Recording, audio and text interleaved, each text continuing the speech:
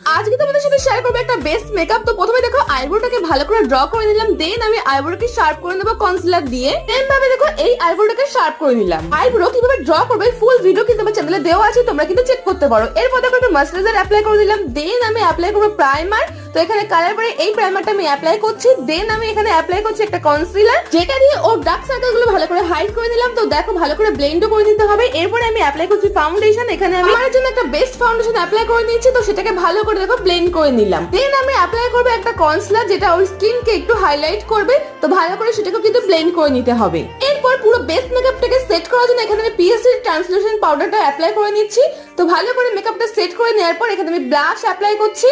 এরপর একটা highlighter apply করে ফুল বেস মেকআপটাকে আমি সেটিং স্প্রে দিয়ে সেট করে দিলাম। এরপর একদম সিম্পলের মতো আই লুকটা আমি কিন্তু কমপ্লিট করে নিলাম। দেন আমি লিপস্টিক অ্যাপ্লাই করলাম। আর আজকের ফাইনাল লুক ছিল এটা। তোমাদের কেমন লাগলো অবশ্যই কিন্তু কমেন্ট করে জানাও।